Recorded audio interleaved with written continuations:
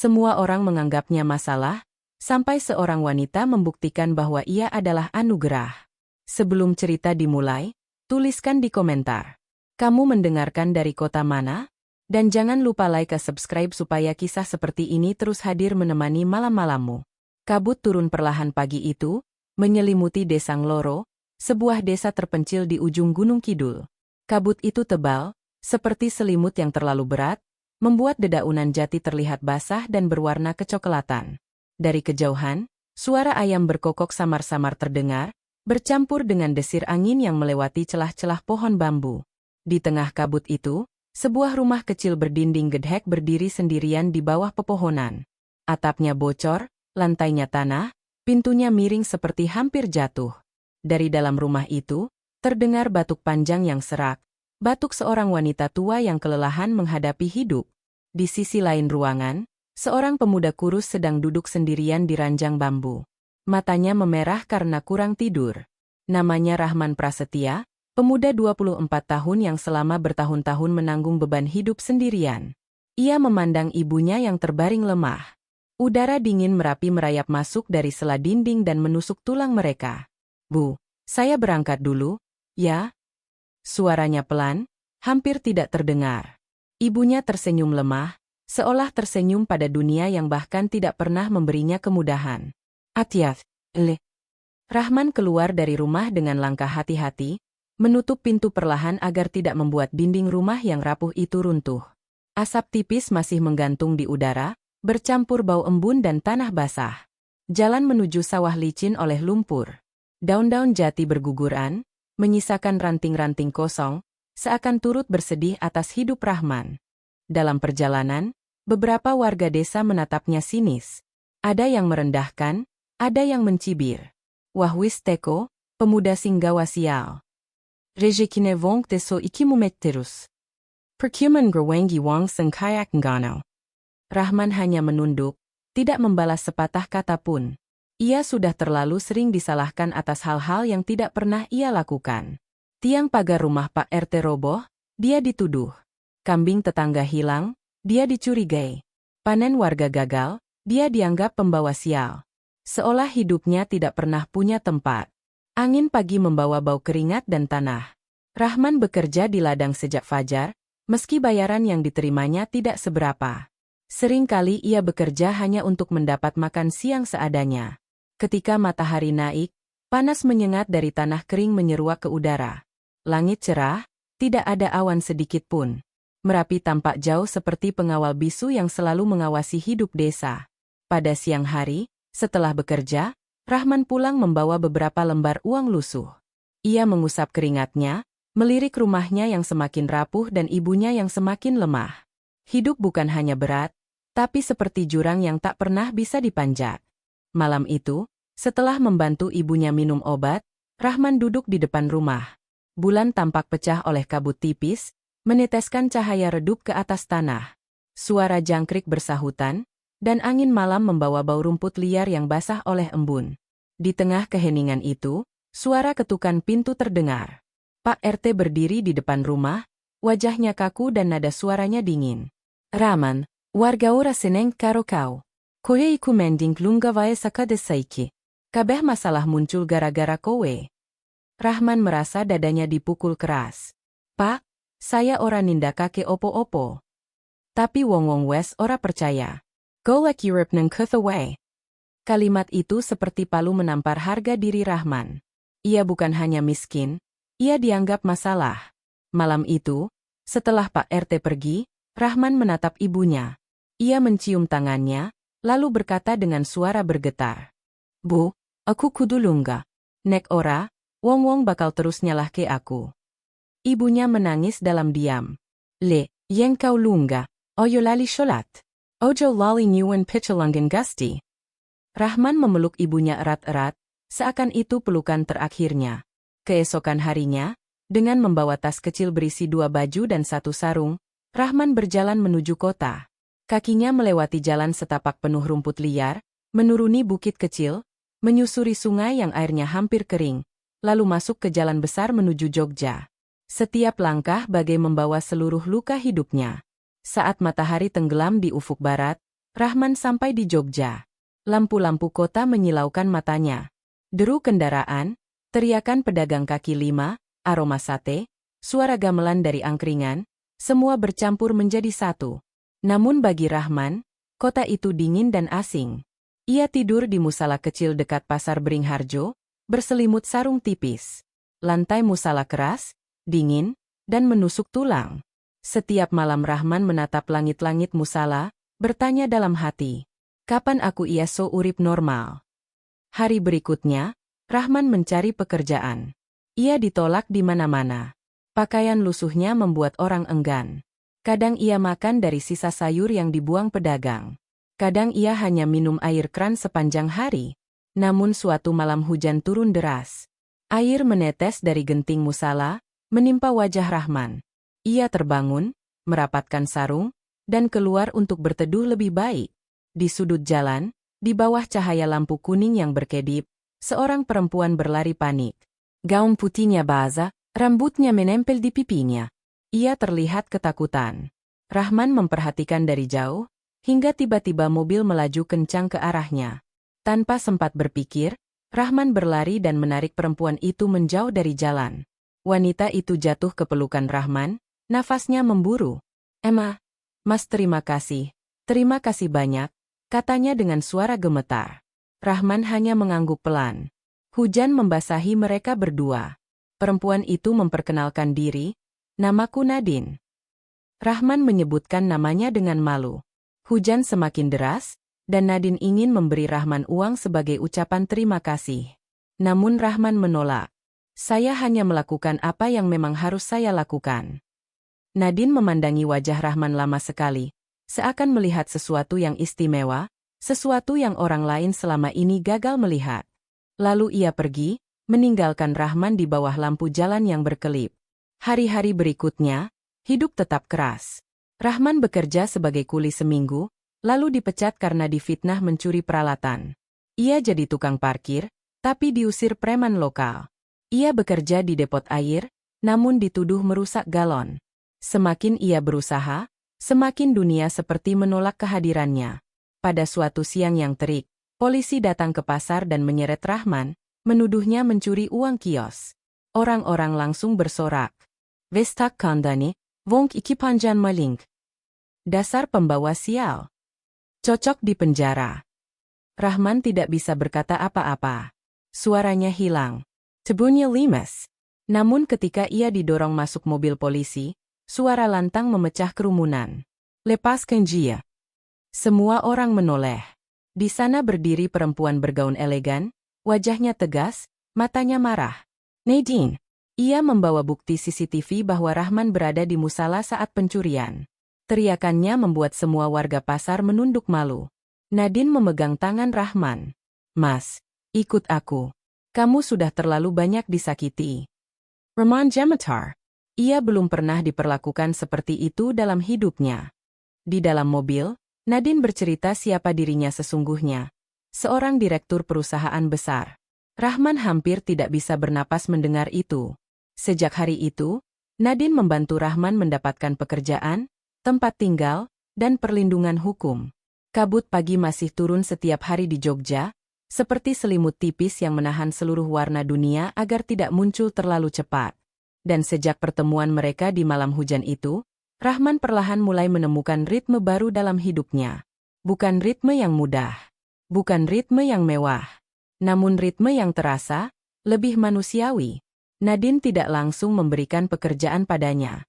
Ia justru ingin mengenal Rahman lebih dulu. Awalnya Rahman membersihkan gudang perusahaan, sekadar membantu tanpa gaji tetap. Nadine melihat itu.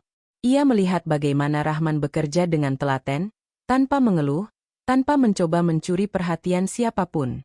Nadine sering turun ke lapangan, memeriksa proyek, dan tak jarang ia melihat Rahman sedang menolong pekerja lain, mengangkat barang berat, memperbaiki alat yang rusak, atau sekadar membantu membersihkan sisa pekerjaan harian.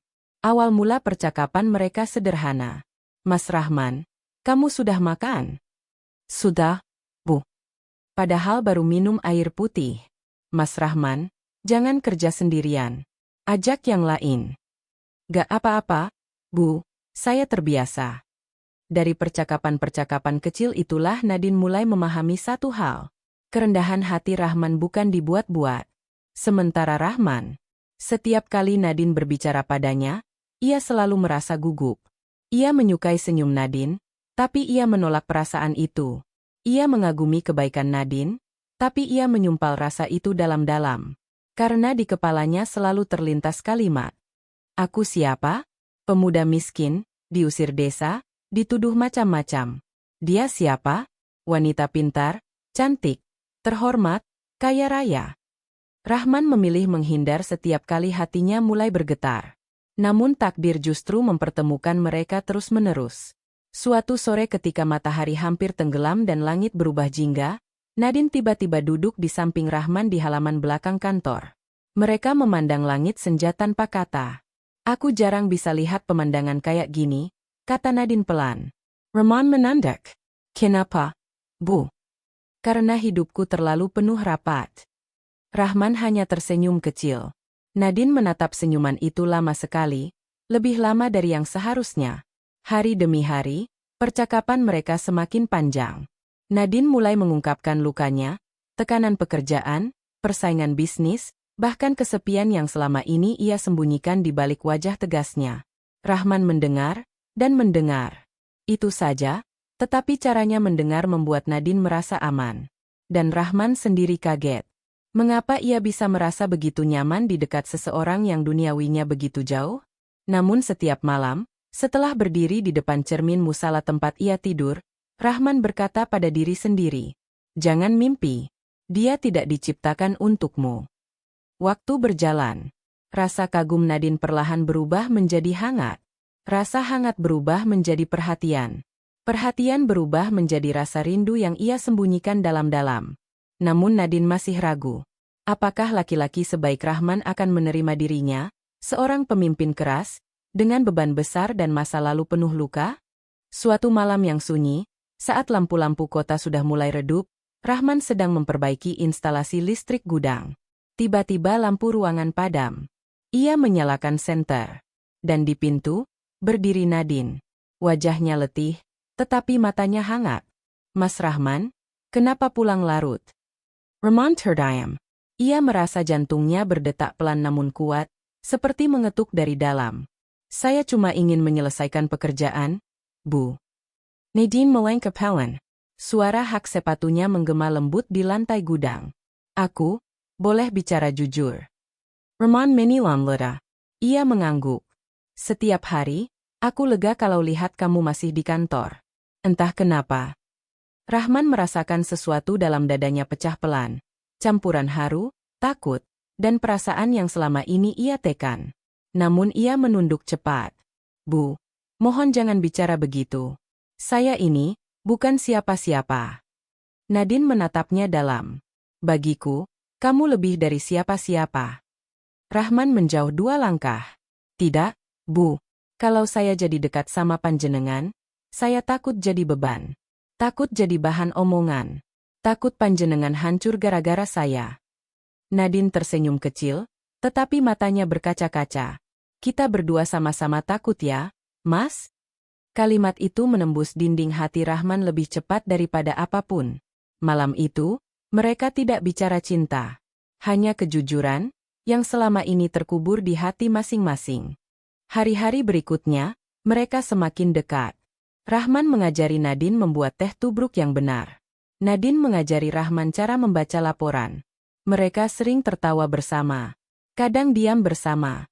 Kadang hanya saling memandang, tanpa perlu kata. Perasaan itu tumbuh. Bukan dengan ledakan. Tetapi seperti mata air kecil yang mengalir dari celah batu, pelan, jernih, terus-menerus.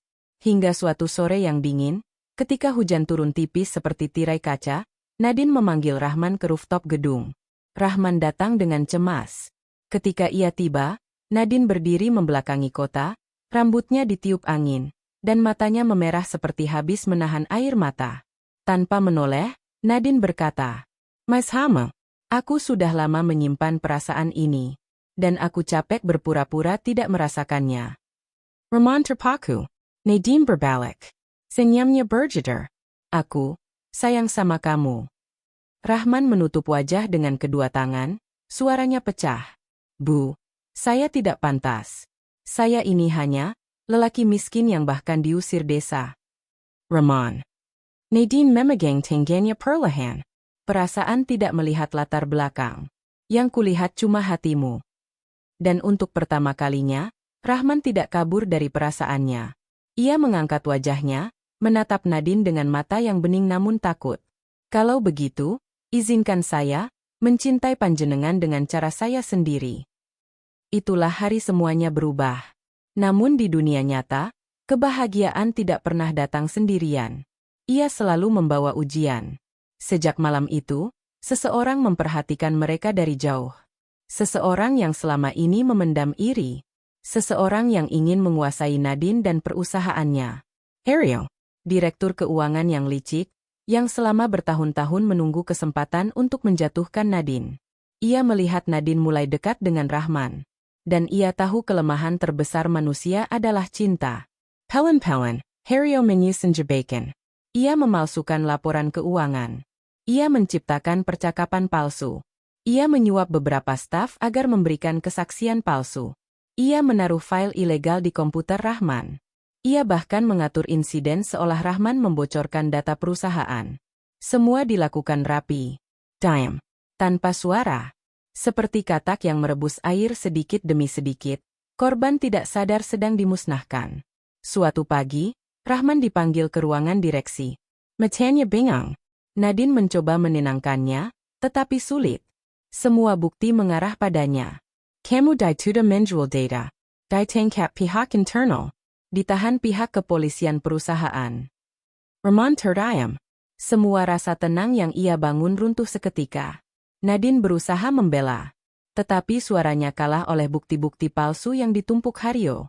Rahman kembali menjadi laki-laki yang dulu. Tak berdaya, difitnah, dikaci, dituduh.